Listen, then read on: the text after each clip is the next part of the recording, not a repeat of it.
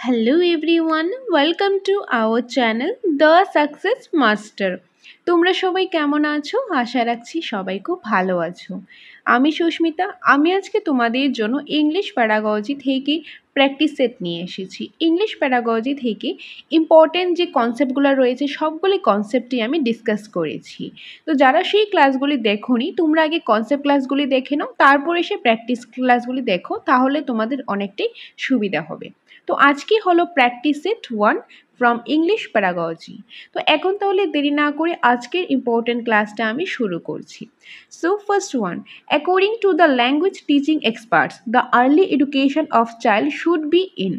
যে according to language teaching expert, যারা language টিচিংয়ে এক্সপার্ট, তাদের অ্যাকর্ডিং আর্লি এডুকেশন যে অফ চাইল্ড, একটা চাইল্ডের, একটা বাচ্চাদের যে আর্লি এডুকেশনটা রয়েছে সেটা কোন ল্যাঙ্গুয়েজে হওয়া উচিত? First language, second language, foreign language নাকি মাল্টি ল্যাঙ্গুয়েজ? তো কারেক্ট আনসার হবে ফার্স্ট ল্যাঙ্গুয়েজ। ল্যাঙ্গুয়েজ টিচিংদের এক্সপার্টে, যারা ল্যাঙ্গুয়েজ টিচিং রয়েছে তারা এক্সপার্ট রয়েছে, তাদের অ্যাকর্ডিং বাচ্চাদের যে আর্লি এডুকেশন, প্রথম দিকে যে আর্লি এডুকেশনটা রয়েছে সেই এডুকেশনটা তাদের যে ফার্স্ট ল্যাঙ্গুয়েজ, তাদের মাতৃভাষা রয়েছে, সেই ফার্স্ট ল্যাঙ্গুয়েজে তাদের পড়ানো উচিত। তো অপশন নাম্বার এ হবে এটা কারেক্ট আনসার। নেক্সট রয়েছে 2 নম্বরে, which of the following is not a basic mechanic of reading at elementary level? যে এখান থেকে কোনটা basic mechanics of reading at elementary লেভেলের কোনটা বেসিক মেকানিক অফ রিডিং নয়? এখানে কিন্তু নট বলা হয়েছে, কোনটা নয়। তো কি রয়েছে? Word reading, picture reading, news paper reading, phrase reading. তো এখান থেকে কোনটা এলিমেন্টারি লেভেলের যে এটা রিডিং নয়?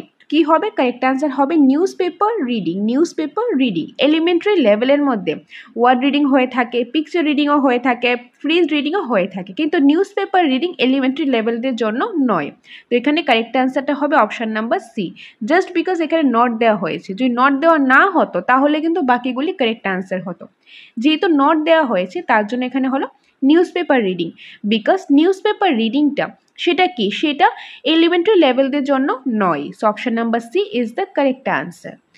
নেক্সট রয়েছে 3 নম্বর, in continuous comprehensive evaluation the teacher tries to. যে কন্টিনিউয়াস কম্প্রিহেন্সিভ ইভ্যালুয়েশনের মধ্যে টিচাররা কি ট্রাই করে?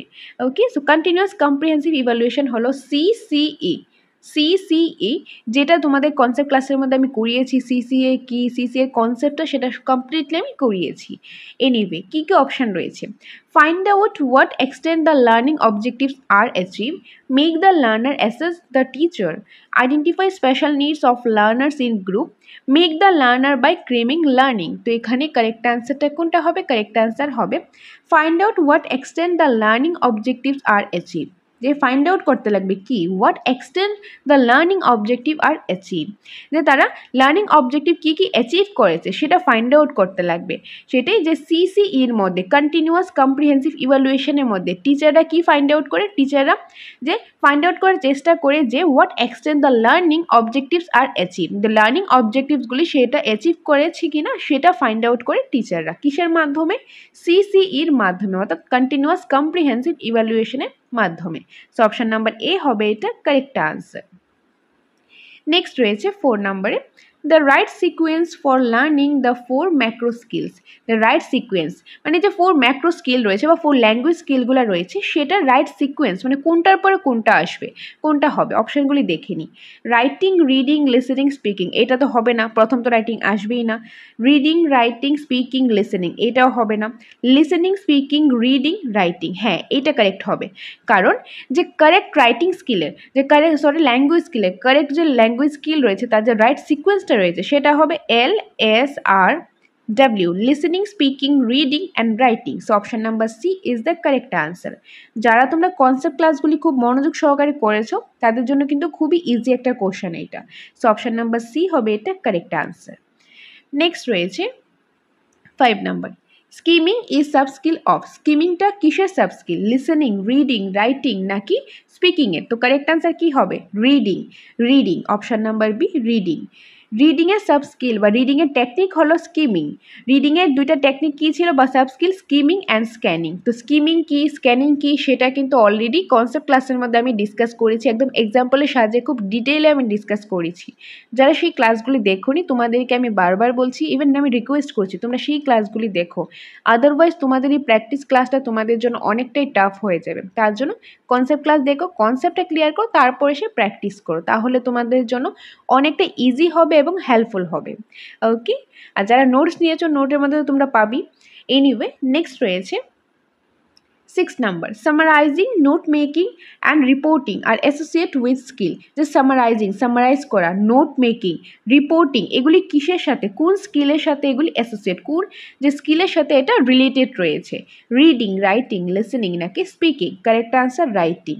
Writing, option number B, writing. এই যে সামারাইজ করা, কোনো কিছু একটা পড়ে সেটাকে সামারাইজ করা, সামারি মতন লেখা বা নোট টেক করা, নোট মেকিং, প্যারাফ্রেজিং, রিপোর্টিং, এই সবগুলি কি রাইটিং স্কিলের সাথে অ্যাসোসিয়েট, রাইটিং স্কিলের সাথে লিঙ্ক রয়েছে। সো অপশান নাম্বার বি হবে এটা কারেক্ট আনসার।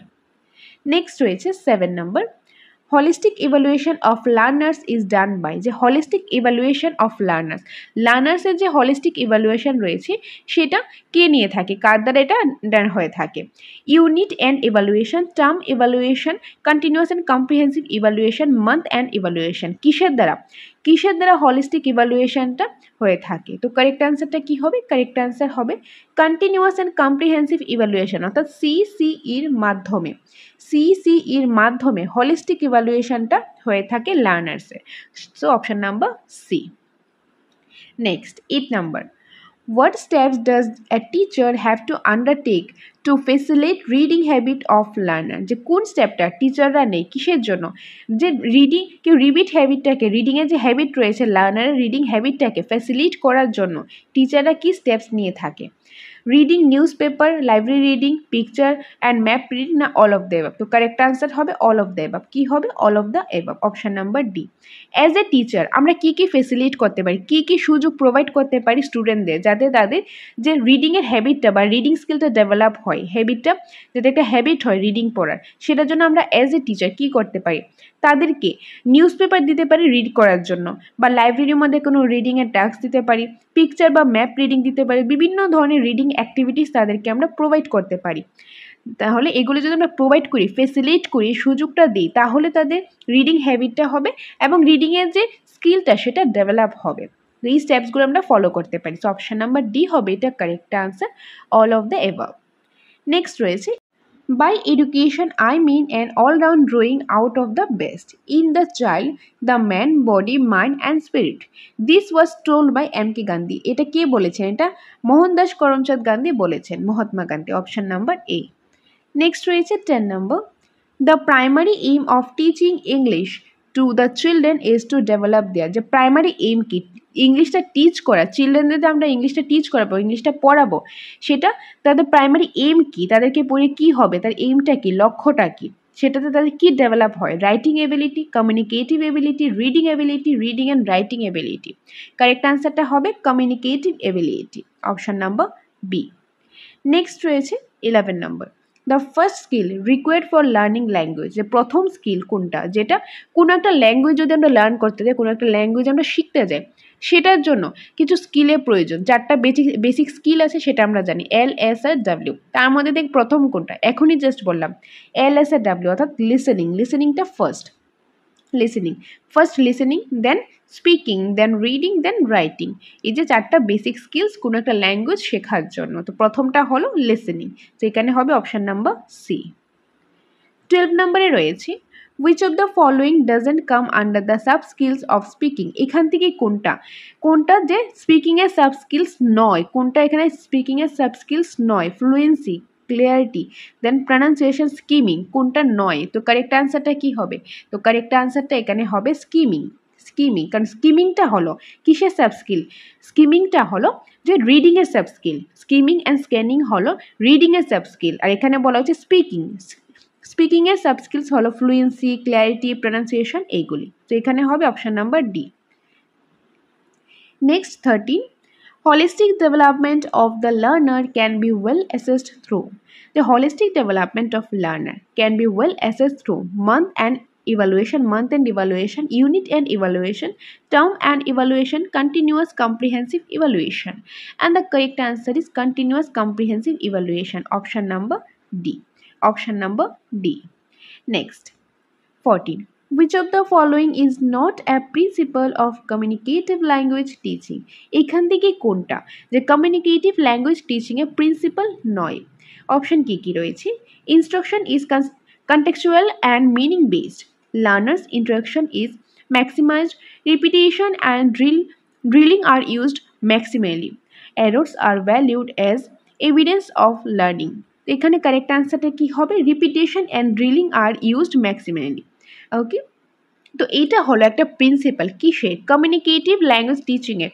যে কমিউনিকেটিভ ল্যাঙ্গুয়েজ টিচিংয়ের একটা প্রিন্সিপাল নয় বলেছে, যেহেতু নট বলা হয়েছে তার জন্য এখানে হয়েছে repetition and drilling are used maximally.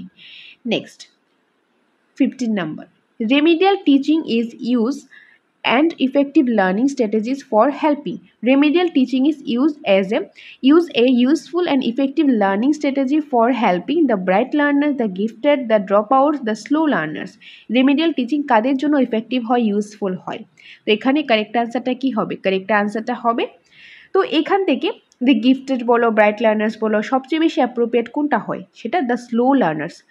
Maximum slow লার্নার্সের জন্য রেমেডিয়াল টিচিংটা ম্যাক্সিমাম ইউজফুল হয়, ইফেক্টিভ হয়।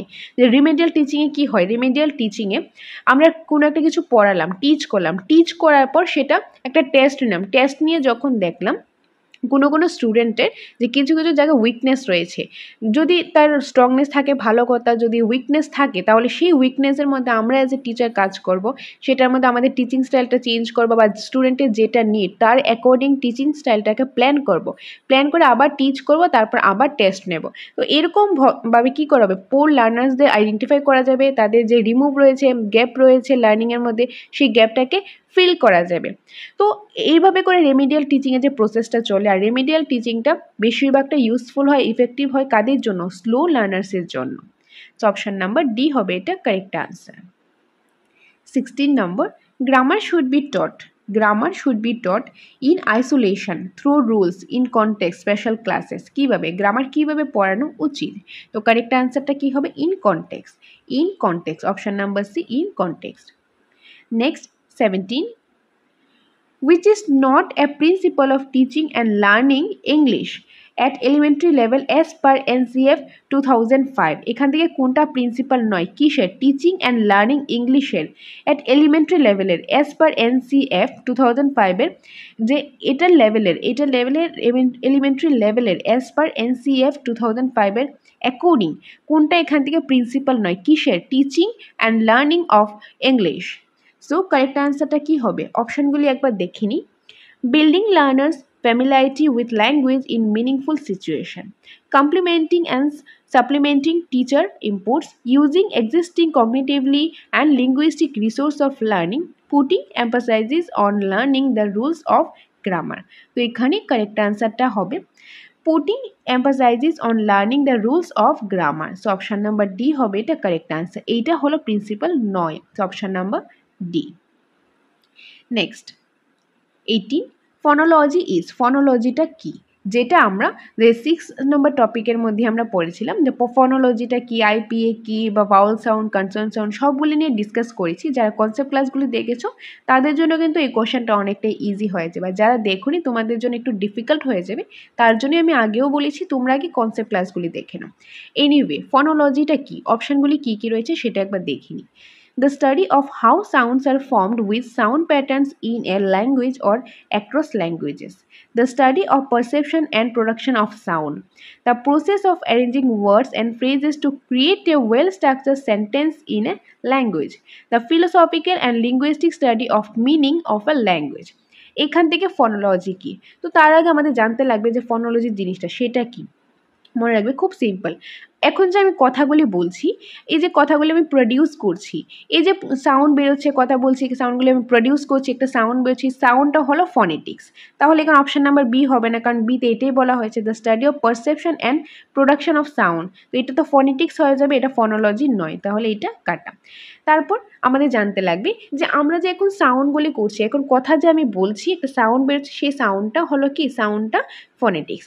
আমি যে সাউন্ডটা করছি, আমি যে কথাগুলি বলছি, সেগুলি কথা বলার জন্য অনেকগুলি সাউন্ডগুলি কম্বাইন হয়ে এগুলি ওয়ার্ড হচ্ছে, ওয়ার্ডটা কম্বাইন হয়ে এগুলি সেন্টেন্স হচ্ছে, তাহলে তারপর সাউন্ডটা বেরোচ্ছে। এই যে ওয়েটা, মানে কীভাবে সাউন্ডটা কাজ করছে, কীভাবে সাউন্ডটা ফর্ম হচ্ছে, অনেকগুলি সাউন্ড একসাথে কম্বাইন হয়ে সেটা কীভাবে কাজ করছে, ওইটাই হলো ফনোলজি। তো এখান থেকে কোনটা বলা হয়েছে, the study of how sound are formed with sound pattern in a language across languages. তো এটা হলো ফনোলজি। ওকে, সবগুলো অপশানকে বলে দিচ্ছি। ফনোলজি হলো কীভাবে সাউন্ডগুলি কম্বাইন হয়ে, কীভাবে সাউন্ডগুলি কম্বাইন হয়ে ফর্ম করে এগুলি কাজ করে, ফাংশন করে, সেটাই হলো phonology. How sounds are combine together, এটা হলো ফনোলজি। তারপর ফনেটিক্স কি, ফনেটিক্স হলো যে সাউন্ডটা প্রডিউস করা, যে আমি এখন কথা বলছি, আমি কি করছি, একটা সাউন্ড বেরোচ্ছে, কথা যে বলছি সাউন্ড বেরোচ্ছে, একটা প্রডিউস করা হচ্ছে, এটা হলো ফনেটিক্স। তারপর এখানে কি রয়েছে, the process of arranging words and phrases to create well structure sentence in a language.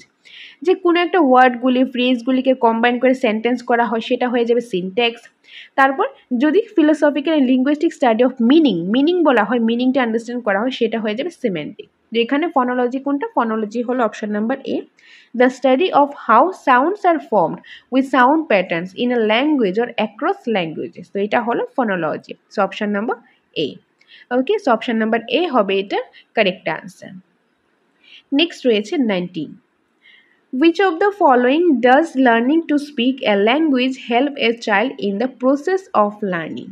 তো এখান থেকে কোনটা learning to speak language help a child in the process of learning. তো এখান থেকে কারেক্ট আনসার কি হবে, তো আমি ডাইরেক্ট আনসারটাই বলে দিচ্ছি, developing how to listen to class lectures, teachers, speeches and instruction provide to them. তো অপশন নাম্বার বি হবে এটা correct answer. Next 20 number, the study of how words are formed, their internal structure and their relationship with other words in a particular language is known as phonetics, morphology, pragmatics, তারপর কি হচ্ছে orthography. তো correct আনসারটি কি হবে, correct answer হবে morphology. কি হবে, morphology, option number B, morphology. Next 21, which one of these is not an essential use of grammar? এখান থেকে কোনটা যে essential গ্রামারের ইউজ নয়। তো কারেক্ট আনসারটা কি হবে, কারেক্ট আনসারটা হবে it helps one to understand the correct method of decoding। Option number D হবে এটা correct answer.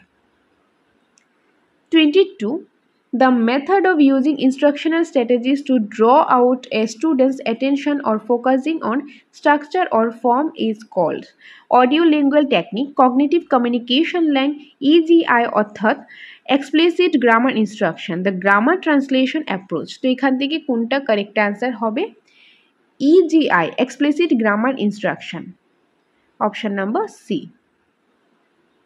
23, which one of these should not do when they are working with students who have special needs? তো correct আনসারটা কোনটা হবে, correct আনসারটা হবে option number B, go on with the course of work without any paying any special attention to the student as they should be learning on their own। So option number B. এখানে আমি direct কোশ্চেনটাই বলে দিয়েছি, just because আমি এগুলি concept ক্লাসের মধ্যে discuss করেছি, তার জন্য এখানে আমি আর ভিডিওটা লেন্দি করছি না, তার জন্যই বারবার এই কথাটাই বলা, তোমরা কনসেপ্ট ক্লাস দেখো, তারপর এসে এগুলি দেখো, তাহলে তোমাদের অনেকটাই হেল্পফুল হবে। আর যারা তোমরা আমাদের অফলাইন ক্লাসও করেছো, তারা কিংবা তোমরা অনলাইন ক্লাসও করেছো, তোমরা তো ক্লাস করেছো, তোমরা এগুলি অলরেডি পেয়েছো কনসেপ্ট ক্লাসটা। আর যারা এখনও দেখোনি, এখনও তোমাদের দেখার বাকি রয়েছে, কনসেপ্ট ক্লাস দেখো, তারপর এসে প্র্যাকটিস করো। এনিওয়ে, নেক্সট রয়েছে 24, MAK Holiday 1975 explain function of language in his book Exploration Function of Language 7, 5, 3, 10। তো কারেক্ট আনসারটা কি হবে, কারেক্ট আনসার হবে 7। 25, when a teacher engages a class in role play, what are they usually assessing? assessment of reading, assessment of writing, assessment of listening and speaking, assessment of personality. Correct answer hobe assessment of listening and speaking, assessment of listening and speaking.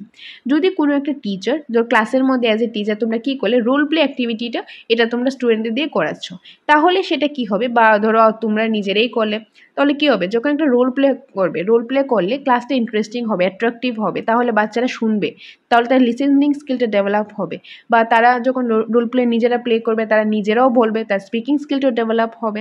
তো এইটার মধ্যে তারা কি কি access করছে, assessment of listening and speaking, so option number C. Next 26, while assessing a child's written work which one of the following should not be focused? যদি কোনো একটা বাচ্চা তার রিটেন ওয়ার্ক রয়েছে সেটা আমরা অ্যাসেস করতে জাজ করতে যাই, তখন কোন জিনিসটার মধ্যে আমাদের ফোকাস করা উচিত নয়, ফ্লুয়েন্সি, কন্টেন্ট, অ্যাকুরেসি, সিম্বলিজম। তো কারেক্ট আনসার হবে symbolism, option number D symbolism. 27, which of the following exercise focuses mainly on testing the vocabulary? এখান থেকে কোনটা মেইনলি ফোকাস করে কিসে, যে testing vocabulary, match the following, true or false, transformation, multiple choice. Correct আনসারটা কি হবে, কারেক্ট আনসারটা এখানে হবে option number A, match the following, match the following.